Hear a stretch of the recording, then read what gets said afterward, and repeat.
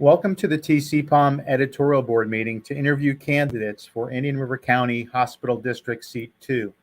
I'm Larry Reisman, columnist and community editor, and I'm joined by fellow editorial board members Adam Neal, editor and news director, Blake Fontenay and Ed Killer, columnists, and Louise Philippine, a reader advisory board member. Special thanks to our candidates today for meeting with us and streamlining this process by completing questionnaires ahead of time. Board members have reviewed them, and you can review questionnaires and replays of our editorial board interviews at tcpalm.com. At the conclusion of this interview, editorial board members will discuss possibly writing an editorial to recommend a candidate in this race. I'll lead the questioning and open it up to other editorial board members at the end. Because of time constraints, which we hope to get done in about 45 minutes, we ask that you keep your answers concise. Dr. Khromov, you get the first question. So what led you to A, seek a spot on the board, and B, this specific seat? Well, I'm a local physician. I've been in Indian River County for over 20 years. I'm in private practice currently, but I've worked in hospitals, inpatient, outpatient. I worked in nursing homes. I've been a medical director. I teach medical students. So I'm very familiar with medical care and how things operate, including insurances.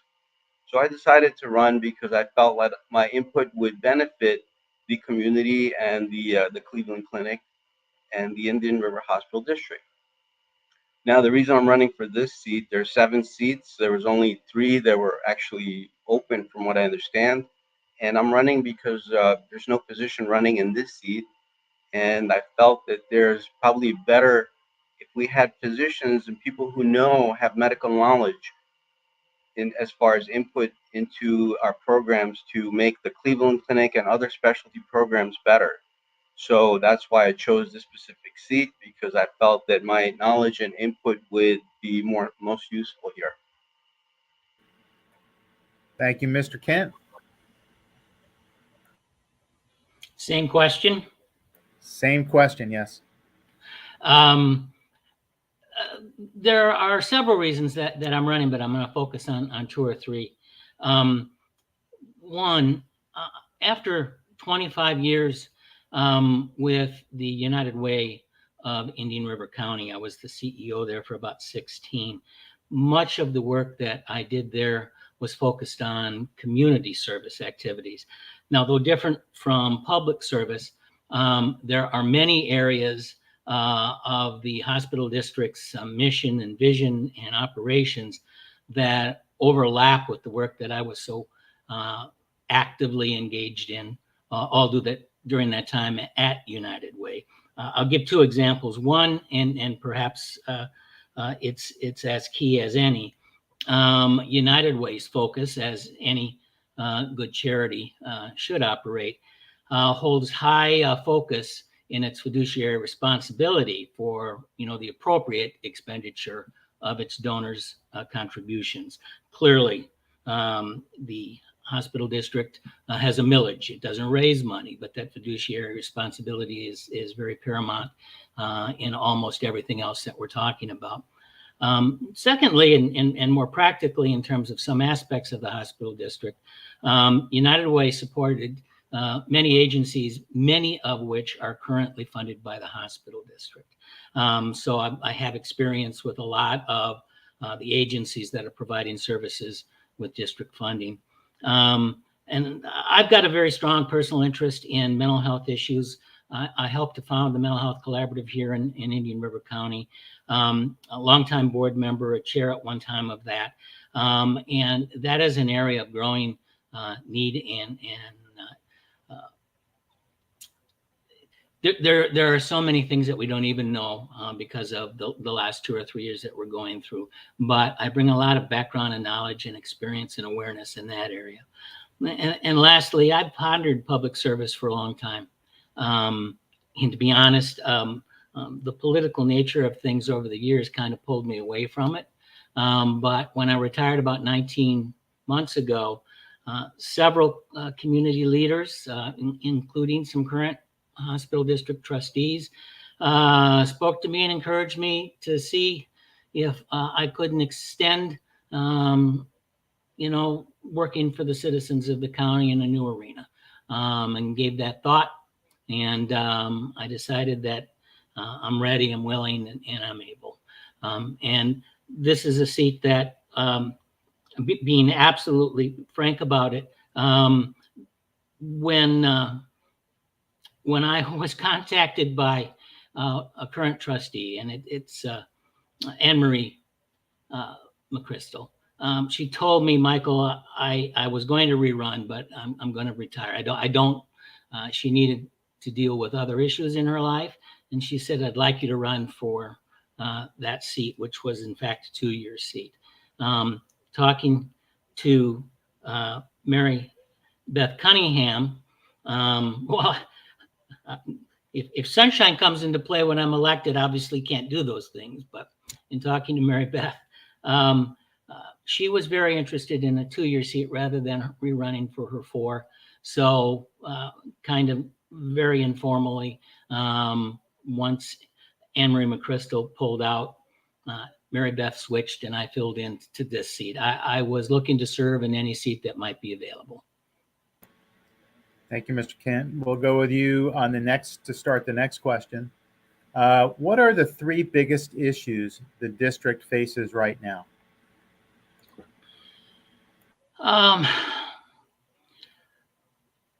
Number one, I think, is the mission of the hospital district and its vision is to improve the health of all Indian River County residents. And even though the district expanded its policies so that they could give financial assistance to those at 200% of poverty, they have had, and I've been party only in the last 2 or 3 months, a little bit. They have had discussions about the need to maybe expand more. Whether they change 200 to some other number or get creative or find ways, because the district, as well as the many agencies that they're funding, are having trouble serving everybody that needs service. You've got people with insurance, but they've got just ridiculously high deductibles that can't even afford the co-payment sometimes. Pile on what we've lived through in terms of high inflation and gas prices and the pandemic and rent and everything else that are stressors. There are a lot of problems making sure we're serving everybody. Now, there's a challenge there, because I'm going to go back to one of my first answer. You got a fiduciary responsibility to do things effectively. You can't be all things to all people, but I think that's a big thing. Although they're reaching many, there are more in need. I'd say another issue is making sure that, and I'm a bit of a newbie when it comes to fully understanding all the ins and outs, but they've just conducted a 10-year visioning and strategic plan that I've spent some time with, but getting it well implemented, making sure that the programs that get funded deserve funding. I mean, there's a lot of work just in the implementation of the plan that they now have, and it's going to get tweaked along the way. But it needs to be followed with fidelity as much as possible. I think those are probably 2 of the bigger, as well as just helping build to an even greater extent the authority is the wrong word, but I'd like to see the hospital district even higher regarded than it is. I think people appreciate it, but I think in this arena, they can be even more of a force and a solution to some of the issues we face. Thank you, Dr. Khromov. What are the biggest 3 issues the district faces right now? Well, there's definitely 3 issues. Starting with the Cleveland Clinic. I'm actually in the medical community, so I speak to a lot of different doctors, nurses. One of the issues is that a lot of them left. There was a lot of dissatisfaction with the staff at the Cleveland Clinic. So that is actually one. Other things, for example, today I looked at the reviews on Google for the Cleveland Clinic. I don't know if people can see this, but the review here, it's a 2.3 out of 5. Now, that's not a good rating. And these are evaluations based from different patients, people work there. We want to get that rating a little bit higher because most private practitioners, they're closer between 4.5 to 5 if they really want to do well and have patients. But being the only hospital pretty much in the area, they somehow seem to get away with poor performance. So we want to create benchmarks, special tests, and evaluations on some of these programs. For example, if we have a program for vision, we want to test vision with a Snell test, and then we can objectively determine, are we getting better performance? We got diabetic programs, we want to do like hemoglobin A1C, for example, as a marker and evaluate how people are improving so we know that they're improving. And if we, for example, I do back pain. So pain is another thing that you can measure on the scale. And if pain is not improving and you're just giving people opioids, pain medicines, and just basically putting a Band-Aid on things, then it doesn't improve. Patients are suffering for many years. A lot of times they come to me and we get a correct diagnosis. We do the right tests and simple solutions can occur. Sometimes even just simple stretches and exercise program can relieve years and decades of suffering. So a lot of times it's just you got to have the right benchmarks and the right treatment plans, and medical knowledge is very important for that. So another thing also is patients. For example, patients when they try to go to the Cleveland Clinic, I hear a lot from my patients that they have to wait very long periods of time in the emergency rooms compared to other places. And but they're so far to travel that they end up having to go there because every other hospital and emergency rooms are too far away. But it's still not a reason to have such poor grades, poor reputation. So that's another problem that we need to work on is patient reputation, quality of care, and that's where I feel I can contribute with my knowledge and expertise. Thank you. Dr. Khromov, we'll sort of segue into the next question with you, perhaps a little bit along the lines of what you just mentioned. But can you please cite 3 metrics that you will use to help determine whether your board, the district board, is meeting its mission each year? Well, we have the subjective and we have the objective, as I was mentioning before. Subjective would be metrics of how patients perceive the hospital and their care to be. So, are they happy after they receive treatment? What, how do they feel? How do they respond? That would be subjective, but it's still you want the ratings to be higher. Also staff, like are the staff happy? Do they feel they have good work ethic? Are they contempt? Otherwise they would just go and leave the hospital, work somewhere else, which is a lot happening, and there's understaffing currently at the Cleveland Clinic. Objective measurements, as I was mentioning, are benchmarks that are more scientific, where there's a measurable outcome. So you can determine what performance is and how to improve performance based on certain markers that professionals like me would know because we studied these over the years and dealt with them. Thank you. Mr. Kint, I'll repeat the question. Please cite 3 metrics you will use to help determine whether your board is meeting its mission each year. I referenced the fact that there has been a strategic action plan developed, and I think that it does spell out some very specific metrics to measure key areas. The primary delivery service of healthcare for primary care, specialty care, mental and behavioral health care, and the trustees as a whole and the community, because this is a public document, need to hold themselves very, very accountable. There are specific indicators or key performance indicators I believe called, that need to be met for us to be on track. Those are defined already in that action plan. So a very consistent review. Again, it takes time. It's a 10-year plan that they've begun to develop, but there are year by year, I believe, objectives that have been set. Those measurements need to be taken, and I think a very public report needs to be made. I mean, it's always good to share the information.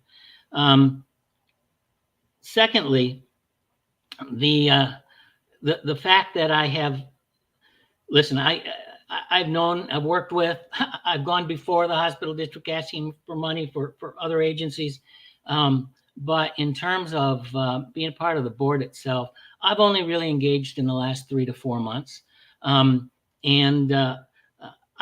hearing discussion on 2 or 3 aspects, one that I related to, and it's the need to be able to help more folks. I've heard word of mouth so far, and I'm not belittling any of the fact that they're talking about it and recognizing that there are people in need that aren't getting, that are not getting the help that they need.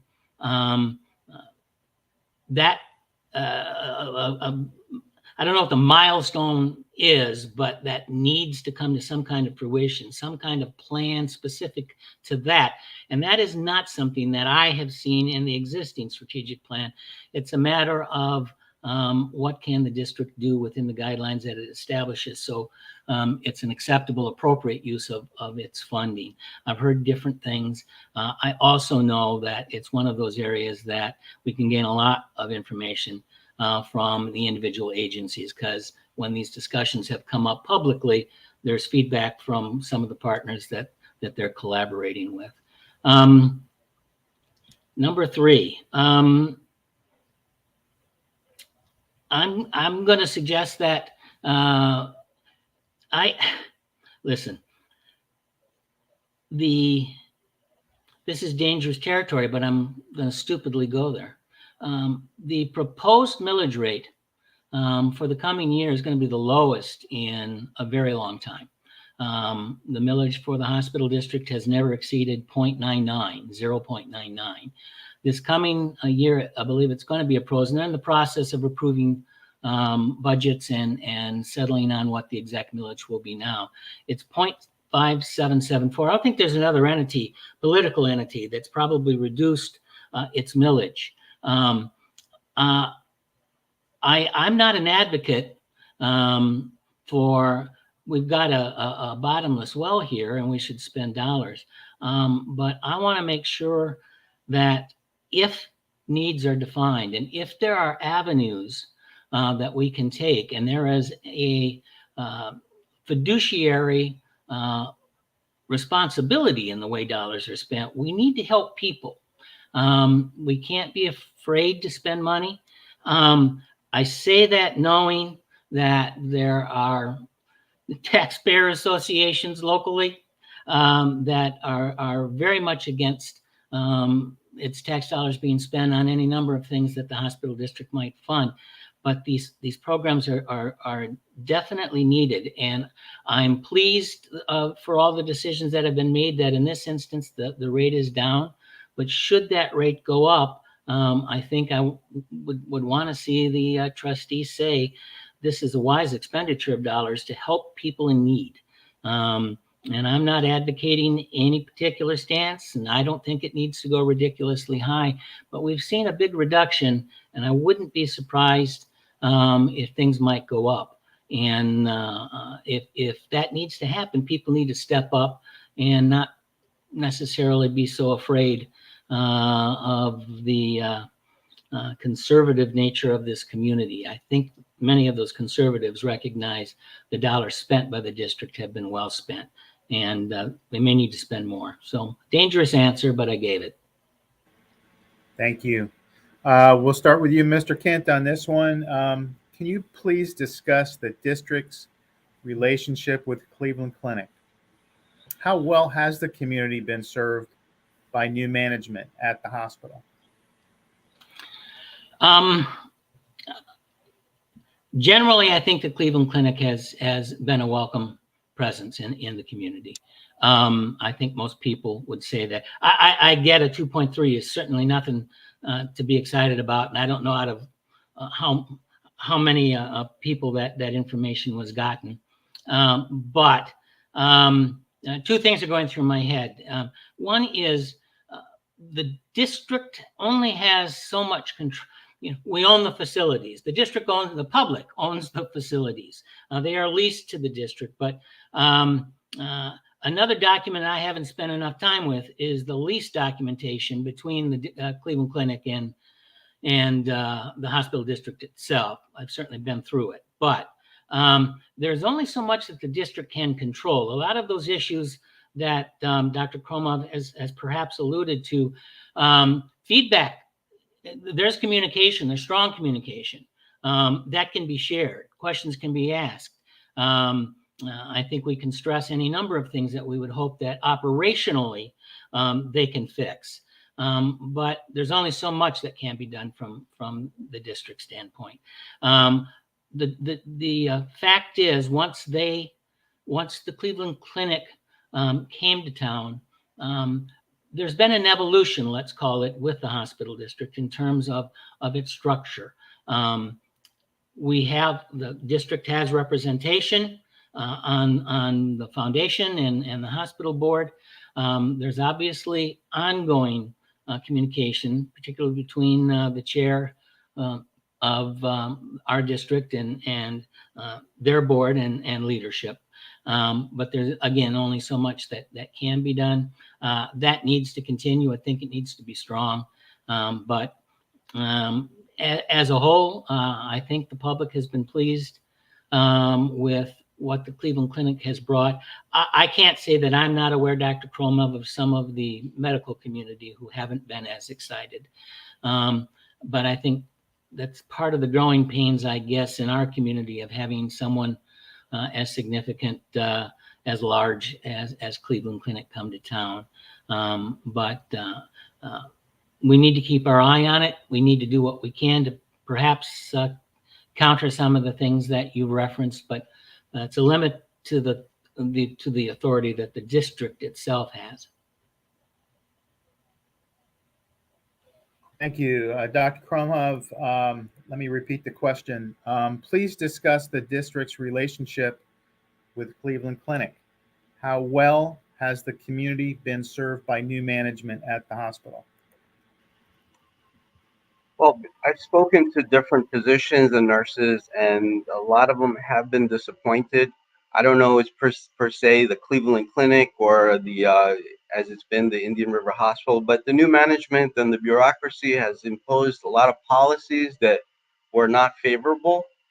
And see, what I'm looking for is I'm looking for a better patient relationship to improve patient care and also have the staff happy. So I'm more interested in the staff, the doctors, nurses, ancillary staff, physical therapists, occupational, recreational, all of them, and to improve the healthcare for the population.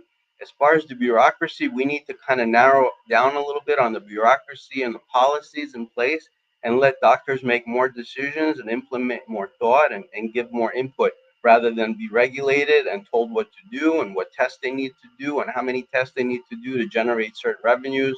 And also the vaccines were an issue at one point. So there's doctors that lost their jobs because they didn't want to get vaccinated, and that became a big issue. But essentially, it's a lot of the policies that Cleveland Clinic imposes and restricts doctors, and that's why after they even leave their private practice and join the hospital, these individual doctors' reviews and ratings tend to decline, not only the hospital as a whole. So, and then they end up leaving too. So, it works kind of in that direction as well. There's plenty of doctors that I know that joined the Cleveland Clinic and they did not have the time to spend on patients anymore like they did when they were private in their own practices, and the reviews started to decline. So we need to give a little bit more uh, authority to doctors and let them do things as they should because they've been trained for many years, and that's what I pretty much a strong proponent for.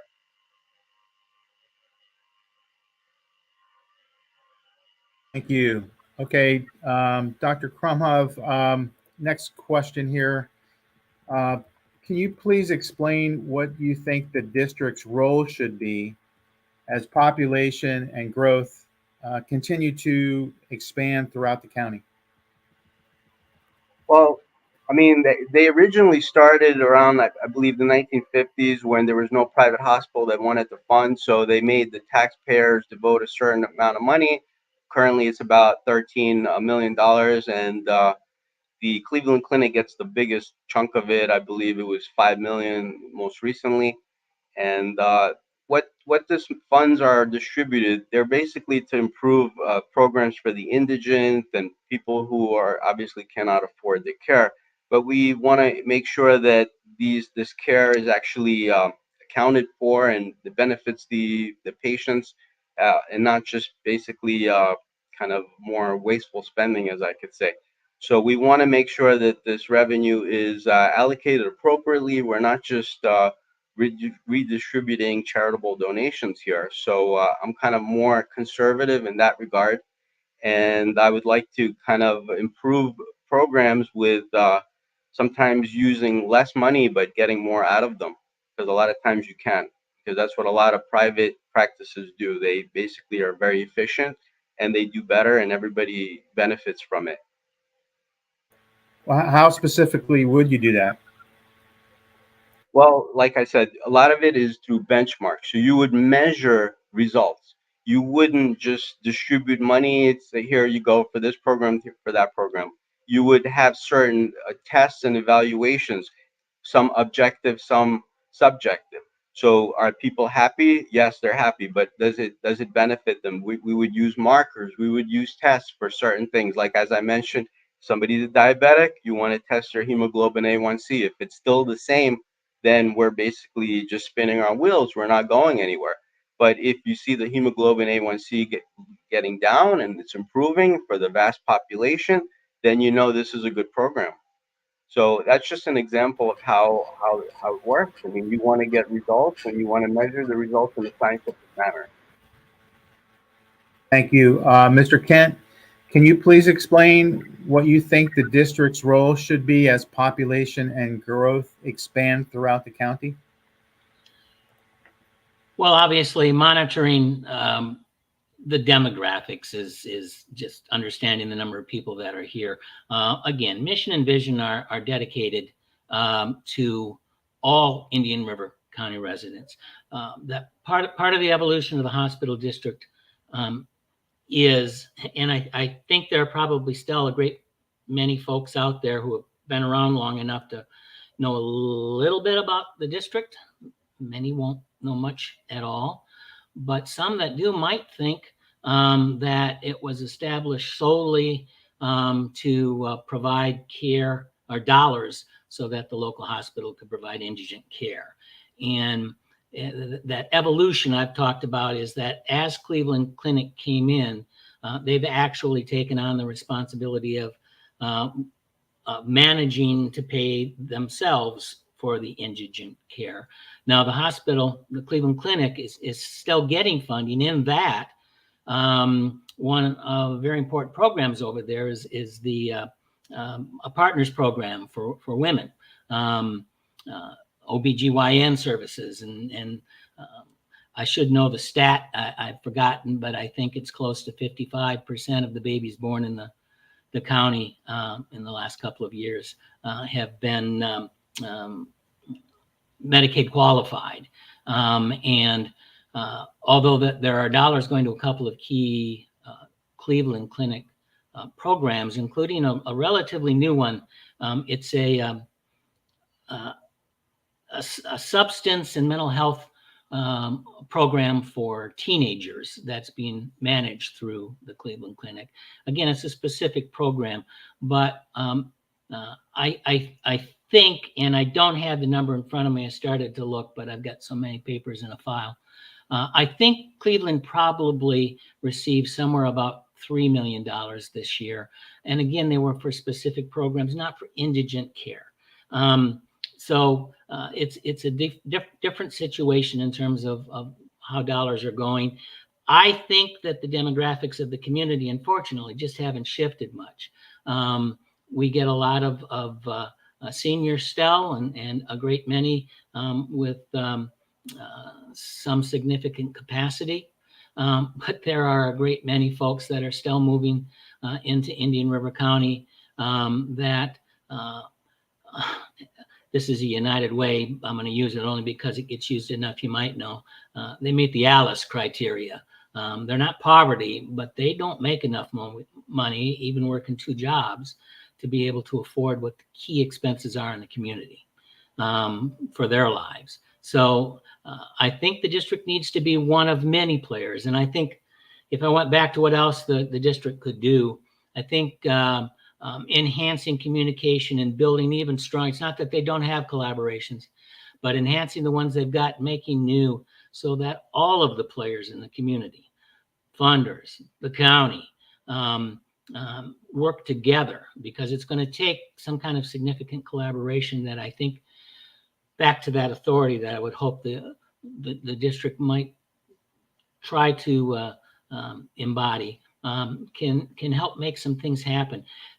I learned with the founding of the Mental Health Collaborative that three key providers. It was the district, it was United Way, and it was a private foundation locally, Ellie McCabe, the McCabe Foundation, that had leverage simply because they had the money. That seems crass, but they had leverage because they had the money to get all of the mental health providers together and just get them talking. I mean, literally, just get them talking. They were all out there in silos fighting for the same community dollars. The point was, I learned a lesson there in that when you've got the right kind of collaborations and a little bit of leverage, whether it's dollars or whatever, but there are dollars in play here. I think that there are a lot of opportunities, and I think that's a role that's part of the plan. The strategic plan is trying to develop that for the trustees, for the district, and I think that's a critical way that we can play a role in dealing with whatever changes there are as this community grows.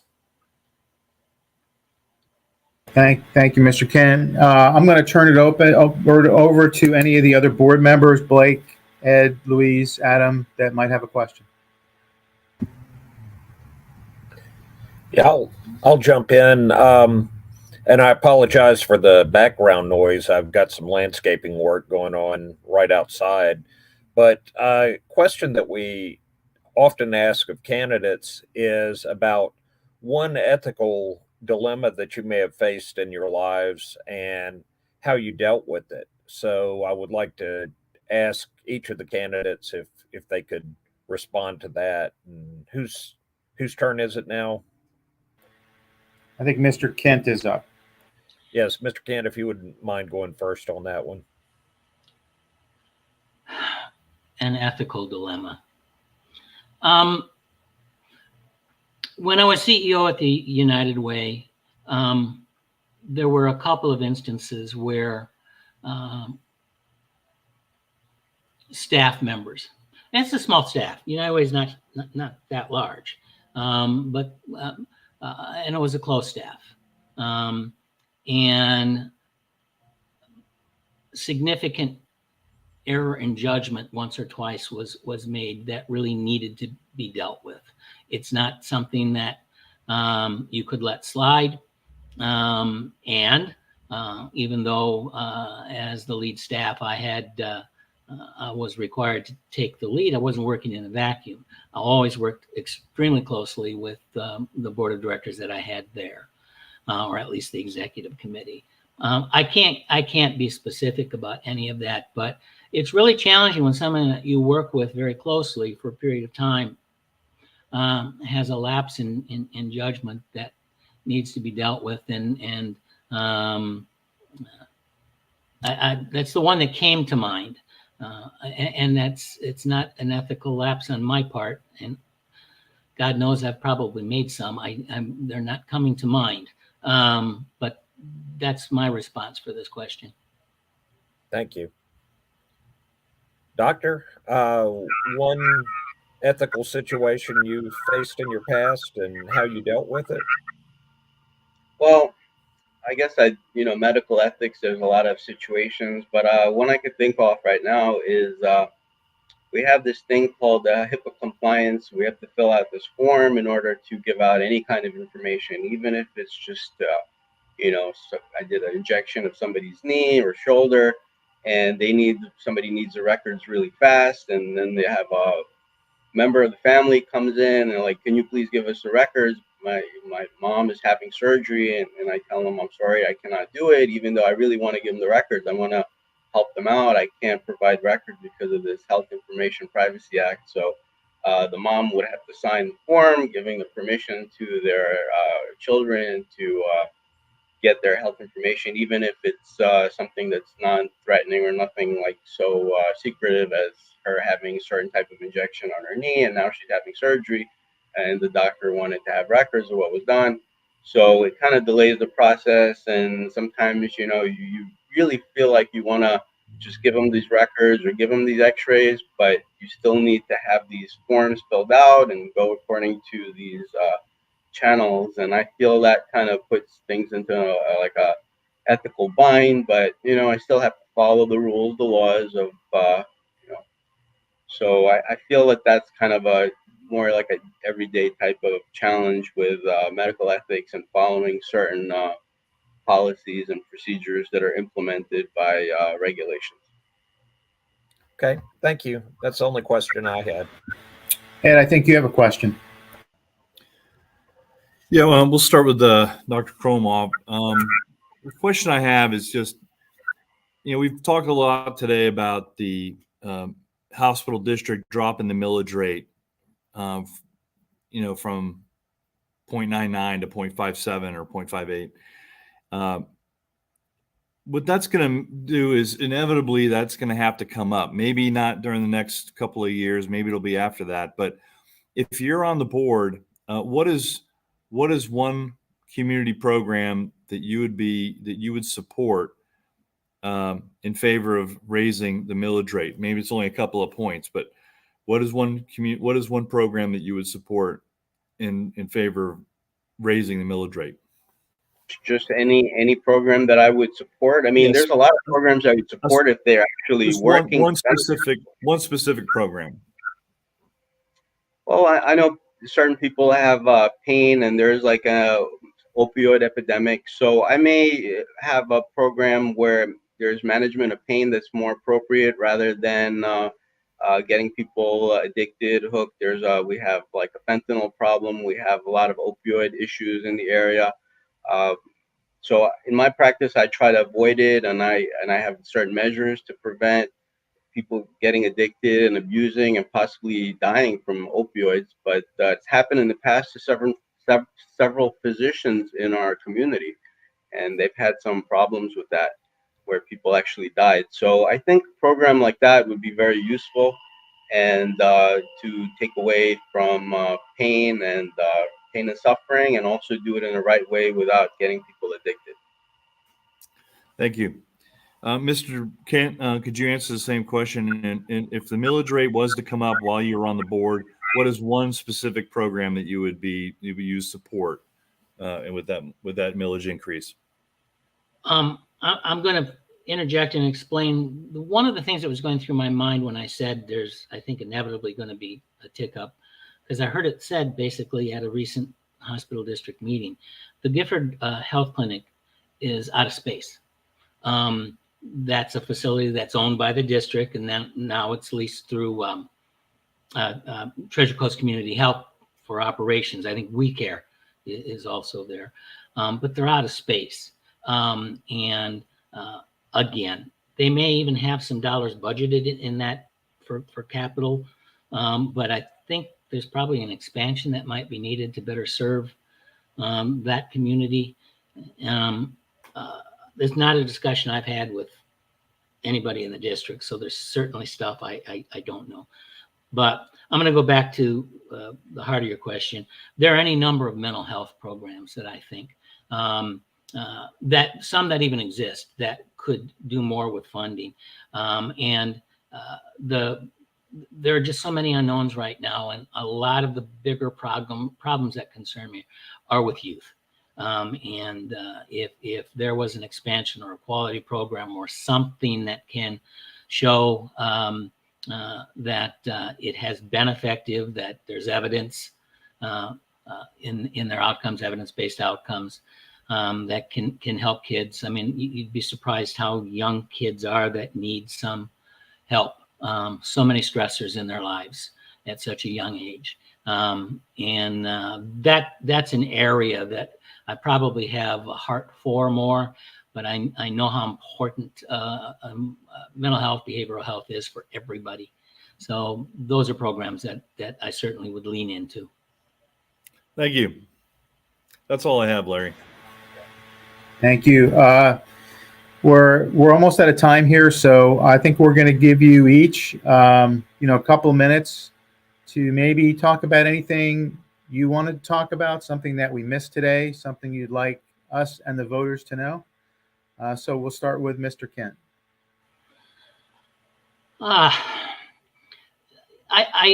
Number one, you said at the top, we've answered some of these questions and others in a questionnaire you gave us. So you can learn more about me. Go to TCPalm and read what I said. I would stand by everything that's there. There are coming from an important local entity like United Way.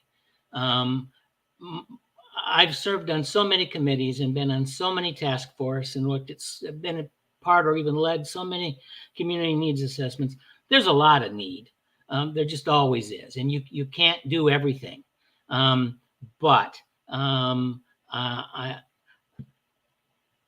There are things that I know the hospital district is doing that are very important, but I think things can always be done better. I love the fact that they took the time, worked with, I think, a good firm to help do the strategic planning.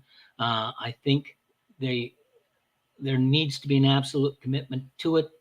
They need to follow it with fidelity now, and we need to monitor, see where we're at.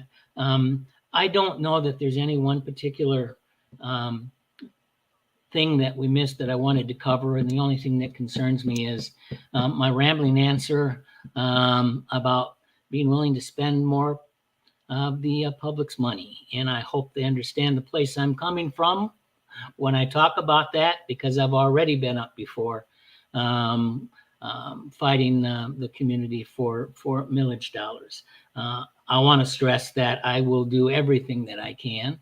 I'm a level-headed fella, and I will be a good steward and will have a great deal of fiduciary responsibility. I know what that's about. I lived it for a long time. I just thank you for the opportunity, Larry, to talk. And thank you for coming on. Dr. Khromov, any summary, anything you'd like us to know, things we didn't talk about that you'd like to bring up now? Well, basically, I mentioned everything. I'm a small business owner. I own my private practice, and I try to be pretty efficient with certain funding, as well as I would be with the hospital district. And I have medical students. I have taught medical students at Florida State University for pretty much a decade now, 10 years, and had to do evaluation and performance evaluations on them. So I would pretty much treat other programs as well with doing the appropriate evaluations and allocate the funds appropriately and do things that make sense medically. Well, thank you very much. And again, thanks to both of you for coming on today and for volunteering to run a campaign. We know it's not easy, but it's an essential part of our society.